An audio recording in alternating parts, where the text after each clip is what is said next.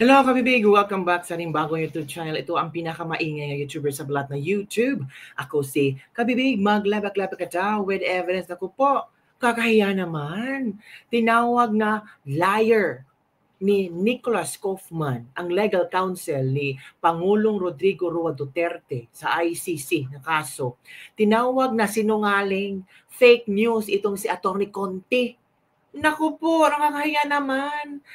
Isang international lawyer ang nagtawag sa iyo na fake news ka, liar ka. Di ba nakakahiya? Di ba mga kabibig?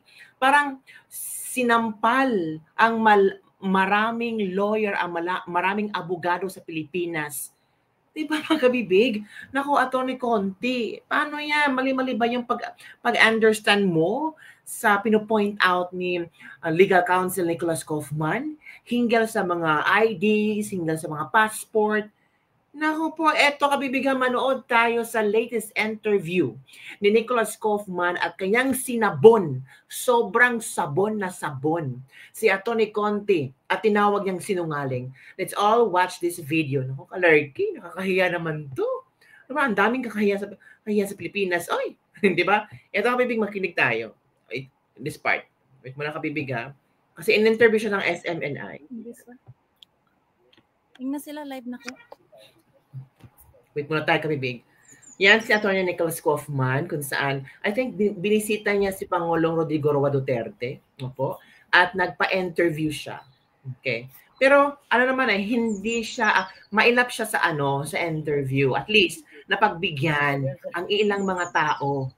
Diba? Ang ilang mga tao para masagot ni Atty. Kaufman mga allegations. Ito na.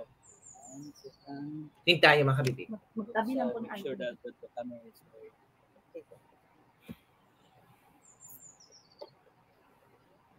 Parang wala sa mood si attorney, no? Yeah. Parang nagalit yata sa mga... Hi, sir. Attorney, how are you? And good how's morning. PRD is doing well? He's in good spirits. And does PRD have any message for the Filipino people now that May 12 election are fast approaching? He asked for calm and restraint. He knows that there are elections in the offing. He knows that the people are very interested in his welfare. Mm-hmm. And he also knows that there is a tendency, perhaps, for people to get excited and not to respect the judicial process. He insists that the judicial process be respected, that there be no interference in that at all. So sabi niya, nasa mabuting kalagayan naman si Pangulong Duterte. Alam niya ang nangyayari sa labas. Alam niya na kung ano ang mga pinagagawa ng mga supporters niya. Sabi niya, sana hindi makilahok ang mga tao sa judicial proceedings. Sana respetuhin ang judicial proceedings. Sana hindi aatakin ang ICC, lalo na ang mga judges, lalo na ang judicial proceedings. Yun ang gusto ni Pangulong Duterte, na hayaan na lang. Okay. And attorney, how do you respond to the ICC judge's rejection of your proposal? Do you believe it undermines the rights of the accused in any way? Medyo mahina ang boses. Well, this whole thing about the judges rejecting my proposal, that never happened. All that happened was that there were two activist victims representatives by the names of Joel Butian and Christina Conti. Oh, na-mention na ha, Christina Conti. Sabi niya, hindi naman na-reject. Di ba? May mga dalawang activist daw. Hala, activist! Nako! Sina Conti daw, at sino ba yung isang taong yun? Who made all sorts of assertions in the press that I had asked to restrict victims' participation in the process by limiting the ID documents that could be used. That never happened. All I was doing was I was relying on what the Philippine social security system requires for ID to be verified. Oh, yun pala. Para sa social security system pala, ang hinihinga yung mga IDs. Tapos, na-misinterpret ni Conti. Diba? So, parang natatawa na lang si Atty. Kaufman sa misinterpretation ni Atty. Conti. Diba? Ang gusto lang talaga ni Kaufman is for social security system. Normal lang naman yung mga ID hinahanap niya. Diba? In the Philippines. What they don't tell you is that they were not accepted at this present moment in time to be representatives of the victims, rather the OPCV, which is the unit which is dedicated to representing victims at the ICC. So this is not a question of the judges rejecting something that the defense asked for. This was a response that the defense made to the VPRS, which is the internal court unit, which is responsible for assessing victims' applications. That's all we did. We made observations. We didn't make a request which was rejected. That's it. Oh, they're making observations pala. They're not making requests. Ala ka, mali. Ang mga pinalabas na media. A big lie. Oh, again. Parang nagalit na yata si Nicholas Kaufman, oh. Assessing victims' applications. That's all we did. We made observations. We didn't make a request which was rejected. That's a big lie. Ala, nagalit. So do you think the ICC sets dangerous precedent by relaxing documentary requirements, particularly in highly politicized cases like this? Once again, this whole issue of it being a dangerous precedent is not something that we created. It's something that's in the minds of Joel Butian and others. Nako. And lastly, Attorney, what is your message to the Filipino people closely watching the process unfold? Respect the judicial process, respect the judges, and respect former President Duterte's right to a fair trial. Correct. Thank you. Oh, di ba? Thank you so much. Respect the judicial proceeding, respect Pangulong Duterte to have a fair trial.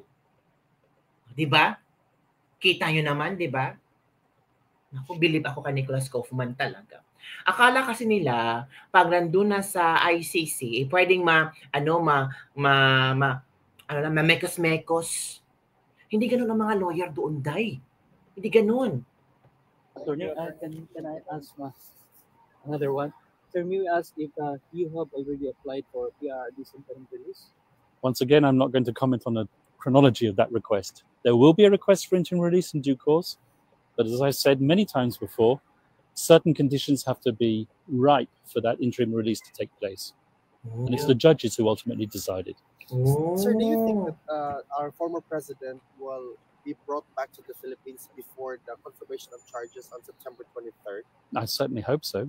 In fact, I can't understand why he is here. He's a Filipino citizen. Yeah. There's a Filipino president in that country who threw a Filipino citizen over here to be tried. Why isn't he in the Philippines? Why isn't he being tried in the Philippines? Why is there not a Filipino judge who is trying him? Correct. Exactly, sir. Because Galit that's the sentiment of a lot, if not most of the Filipinos, that he is illegally detained here and that our judicial system is fully functioning well. So we don't understand why the ICC actually took cognizance of what's happening right now. Yes, I fully sympathize with that sentiment entirely. Thank you. Sir. Thank you, sir. Thank you, sir. Have a great day. We're still hoping, sir, that the President Rodrigo Duterte Yung mic doon. So yun ha, narinig nyo nga kabibig ha. Oh, you want your thing back? Narinig nyo ang mga sagot ni Atty. Kaufman. Thank you Straight so to the much. point. Walang paligoy-ligoy, walang kadrama-drama, walang ka-epek-epek, walang ka-epal-epal, walang ka-ek-ek-ek-ek. Talagang, Sila yung mga another team. Yes, mga kapartners, yun po ang update ngayon na tungkol po sa mga legal matters.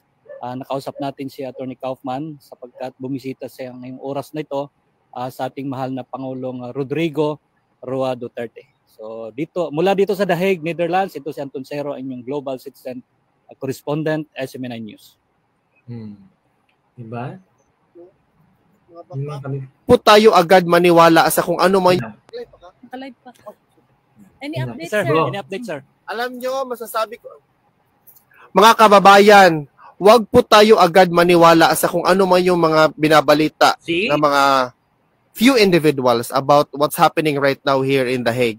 Because kaming mga nandito mismo sa The Hague, kami po ang nakakaalam, first-hand knowledge, every time mag-interview kami kung ano ang nangyayari. Meron ng mga naratibo na rejection about whatsoever, blah, blah, blah.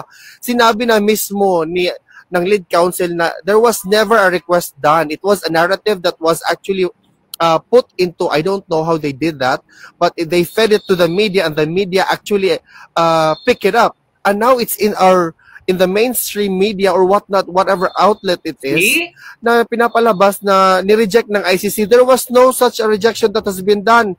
It is a big fat lie. Correct. Let us wake up, Filipino people. Let's use this opportunity to literally form an informed decision in the upcoming election. Gumising na po tayo. Huwag na po tayong matulog.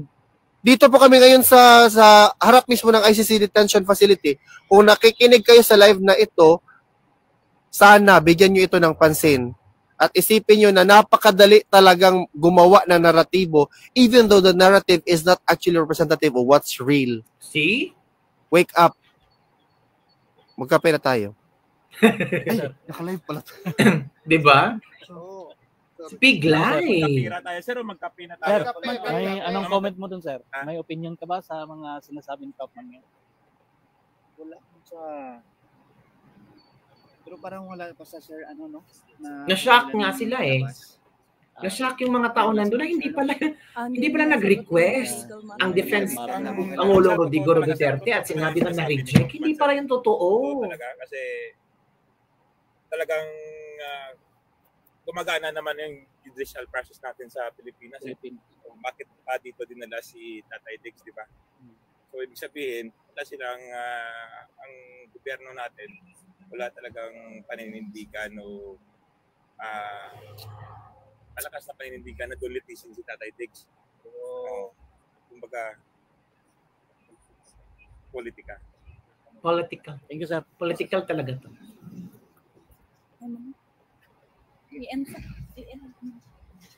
So mamaya babalik tayo with Ma'am Hanilet. Mga ka-partner, update namin kayo mamaya. Bibisita si Ma'am Hanilet ngayong araw nito. So, update namin kayo mamaya sa mga kaganapan dito sa tapat ng ICC Detention Facility dito sa Duterte Park. Kaya ito ang Duterte inyong... Park! Wow! Duterte Park na pala ang pangalan sa harap ng ICC. In fairness, may pangalan na ang parke. Okay, congratulations sa ating mga OFW yung bumibisita sa front area ng ICC Detention Cell ni Pangulong Duterte. Tinawag ng Duterte Park. Kalergi naman itong mga Pinoy na ito. Pero proud tayo nagkaroon na ng pangalan Duterte Park. Sa haba-haba ng panahon, ngayon lang merong tawag dito. Yes, come here. Oh, may pusa. This is my pussycat. Pussycat, pauwiin mo na si Tatay Digong ha. Oo, pauwiin niya si Tatay Digong ang pussycat namin, sabi niya. So yun ang kabibig. Na-shock tayo na pinangalangan na pala na Duterte Park. Pero maganda yung magaling. So, narinig na natin ang explanation ni Attorney Nicholas Kaufman. Sinabon niya si Attorney Conti. Grabe si Attorney Kaufman. No? Talagang sabon kung sabon, warak kung warak, prangkahan kung prangkahan. Kung kahihiyan ang mangyayari, edi kasalanan mo. Kasi na-misinterpret mo or baka gusto mo lang talagang masira yung Pangulong Duterte. 'Di ba? So, yun yung kabibig. Walang na-reject. Oo. In the same time, it's under observation. Mga observations lang yun. Na kung pwede ganito ba, ganyan ba? For social security system, yung mga IDs, kung ito ganyan. So, yun kabibig ang ating ladies lebak-lebak for today. Ano ang yung opinion tungkol dito? Kaya nga sabi na, mag-ingat sa mainstream media. Huwag agad maniwala. Dapat maniwalaan tayo sa SMNI kasi sila nagbibigay ng latest news regarding sa kung ano ang nangyari sa ICC, sa mga kakausapin nilang mga legal counsel, katulad ni Nicholas Kaufman, at yung mga taong pumupunta doon. Sila ang first hand sa news. Yun mga kabibig. So yun lang po ang ating libak-libak for today. Don't forget to like, subscribe, and share this video. Bye everyone! See you next time! Don't forget, Pilibilaban, Duterte. Iboto, malapit na. Bye everyone. See you next time.